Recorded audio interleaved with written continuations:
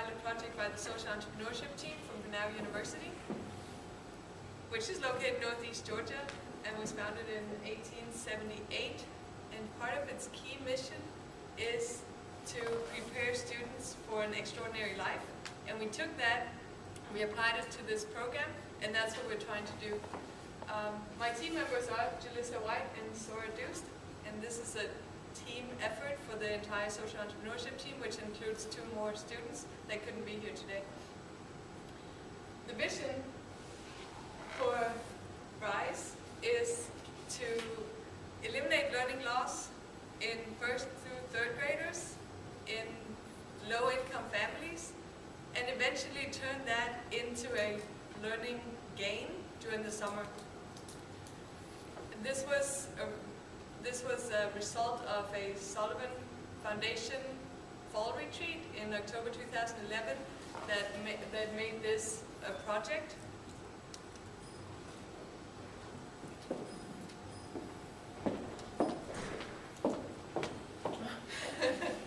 And this is our project. It's an 8-week-long summer camp, and it's for 24 children. We have 4 education majors and 3 youth facilitators, and it's a camp focused on interactive learning, computer literacy, healthy lifestyles, and doing it in the community. So we have field trips in the local area, but also we're actually bringing the camp to the kids instead of bringing kids to the camp. We're doing this because of 2 main reasons. First, the low-income housing complex where we are operating this summer is not able to send their kids to summer camp due to transportation costs and cost of other camps. But also we want the kids to have a positive experience inside their own communities and learn how to utilize the resources they have available right at their own neighborhood. And beyond that, we want to scale this up. We have 24 kids signed up for this summer, but we want this to be a larger project.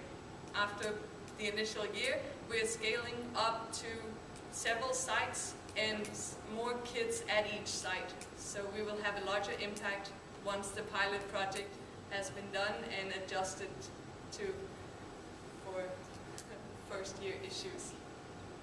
We identified 3 problems in our community, and they are learning loss, poverty, and lack of healthy lifestyles.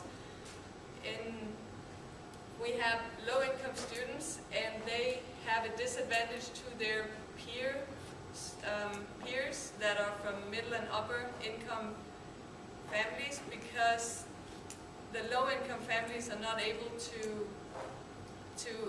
activate and stimulate the children during the summer, so they lose an equivalent of 2 months reading, math, and writing skills during the summer, whereas middle and upper income children are able to retain that knowledge that they learn throughout the year because they are stimulated throughout the summer through structured activities and camps and sports. This is a problem, especially in Hull County, since 20% of children live below the poverty line, which is reflected in 61% of students in Hull County are eligible for either free lunches or reduced price lunches, which is a great idea during the school year, but when we get to the summer, these children do not have any food to eat or no nutritional alternative to fast food or no food. So the healthy lifestyle is affected if you do not have nutritional food in your stomach. You cannot learn, but also you gain weight a lot faster during the summer if you're from a low-income family, because you do not have the structure of a school year with activities and recess. So these children actually gain as much weight just during the summer months as they do during an entire school year. And that's a problem because that stays with you. And this is a community-wide problem. So we have identified partners in our communities that have shown great enthusiasm to help us address these problems. The Georgia Mountain Food Bank has committed to providing us 2 healthy snacks and a lunch every single day throughout the summer camp period per kid. And the Gainesville City Schools was excited about this idea and will be providing us with the data of each grade that we're addressing, the first through third grade, with data on the kids, but also for a comparison group of children that did not attend our camp in the summer. So we will collect the data before and after and throughout the summer. Gainesville Housing Authority is a key player for us. We are actually having the camp at their main location in Gainesville. And they have classroom facilities, a new computer lab with PCs, Macs, iPads, digital cameras, and video recording. And we are allowed to use all of it. And also there's a fitness playground on the site. And all of this is readily available for the kids to use, but they may not know that they're allowed to use it during the year. So we're utilizing these facilities so they know that they're there and how to use it correctly. The Housing Authority is also signing up and identifying the children that we will be working with this summer, because this is the people that they work with on an everyday basis. And they have committed a cash donation to buy materials and equipment for the summer camp that we need to make this a fun experience.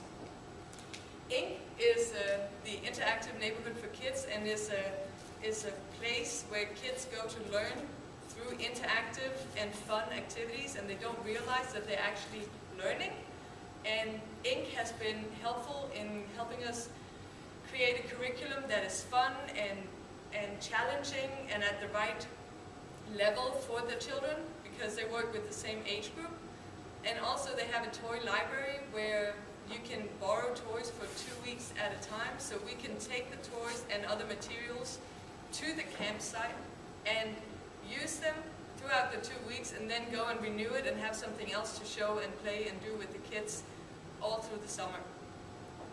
THINK is a Boy to Manhood initiative in Hull County, and it's a project that works with young men of single-parent households, and it creates a support system for these young men to stay in school and actually reach their potential. So we are using 3 of these young men as youth camp counselors in our project for them to have a summer activity where they will be accountable to others, but they're also positive role models, and we can tap into their skills and passions. Like, one is a great chess player, we have one that is very passionate about jump roping, and another one is into robotics and building all sorts of technical things. And all of that is available for us because we will be using them. So the camp has 2 components. One is the educational side, and another one is the healthy lifestyle side. So the educational side is following the Georgia Performance Standards, and we're focused on computer literacy and interactive programs, because computer literacy is a vital life skill in the 21st century, and the sooner the kids learn it, the less of a disadvantage they will have later in life. And also it's available to them, but as of right now, they're just playing Angry Birds and other things on the computers. They don't know how much these technological things available for them can actually help them develop real skills. So this is what our schedule for Fun Fridays. Every Friday is different than Monday through Thursday, and every other Friday we're going on field trips within Gainesville, so they know what is there and they learn about the community they live in. We have the Quinlan Arts Center, the Northeast Georgia History Center, but also fun stuff as the Aquatic Center that has a splash zone and all sorts of fun stuff for children to do. The Fridays that we're staying on site, we're actually bringing field trips to the camp. We're doing gardening projects, so they learn how to grow things, see how you make something grow if you're committed to it for a while. We have kids engineering, which is building kites or using Lego to build things tangible that you can see and use your skills in a different way than in a classroom setting. We have sports, and we end the camp with a traditional graduation with caps and gowns and diplomas, which we hope will make a really nice conclusion for the kids of being in school for 8 weeks during the summer. So the other component is healthy lifestyles. So we're feeding them healthy lunch and snacks twice a day, in the morning and the afternoon. And we're teaching them about the importance of why it is that you have to eat healthy and nutritious meals. And they can take that knowledge back to their families, their communities, and hopefully will pass that on, have it ingrained, and use it. And to combine that into a holistic approach to a healthy lifestyle, we're doing physical activities every day. After lunch, we have an hour of recess, and we're going to do sports and a lot of things that they can do at their site, alone or in a group. So this is the general schedule for Mondays through Thursdays. They arrive at 9, they leave at 3, and within that, it's going to be a fun way of learning. So for instance, a reading activity. It will be interactive through either being in the computer lab, where we have tech apps that will do reading with you. This Starfall is a software that allows the kid to listen to the computer reading out a story, and it will actually mark the words that it's reading so the kid can follow the words. But also the kid can talk back into the computer, and the computer will recognize whether it is actually saying the right words or reading the right words in the right order, which allows each child to be able to learn at its own pace, but also to have the individual attention it needs. Even though it's from a computer, it's still doing, it's according to each child. So we're very excited about that. A very unique feature of our camp is that it's serving as a longitudinal study. We are testing the kids before and after with assessment tools according to the Georgia Performance Standards. And we have the help by the city schools that will provide us with data now, before, and after. We will be assessing the kids during the summer, and then we will get data about students that have not attended our camp. And then when we have all of that, we have graduate students that will be analyzing all the data so we can see if we have had a significant impact on retaining knowledge for these kids and possibly have a long-term impact. This is our budget. Brenau University and Gainesville Housing Authority have committed funds for this project to become reality. We are starting on June 4th. We're running 4 weeks until June 29th. Then we have a week off for 4th of July. And then we're starting up again on July 9th and running until August 3rd. So we have it for 8 weeks, which was a conscious decision. We do not believe we could try to retain as much knowledge as is needed if we would only have a camp for a week or 2 weeks, or however much is traditional for summer camps. And the idea is to have the kids not at a disadvantage when they start again in August in school. So we're looking for scaling this up. After this initial year, where we're looking for stipends for the 3 youth camp counselors, they are from the communities themselves, and we would like for them to have something to work towards when they're looking to start college next year, but also to be accountable, learn life skills. And then we need funding for scaling this up. For this to become a reality for several sites and with a higher impact for more children, we also need to hire a graduate assistant or a part-time student to research and write grants applications and to visit other projects that are similar to ours and hear and learn from them and their experiences after we have made our own experiences this summer, so we can tap into other ideas and what works and what doesn't work.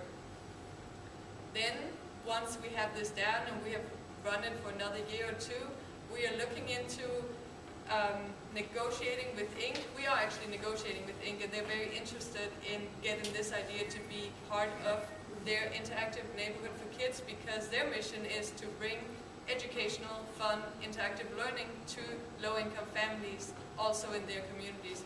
because right now Inc. has one location within Gainesville, and it is struggling with kids not being able to come to their location, and they want this to be a bigger thing, and that is what we're looking forward to. We starting in one side, then we're going to go whole countywide, Georgia, and scale it up to the U.S. Thank you.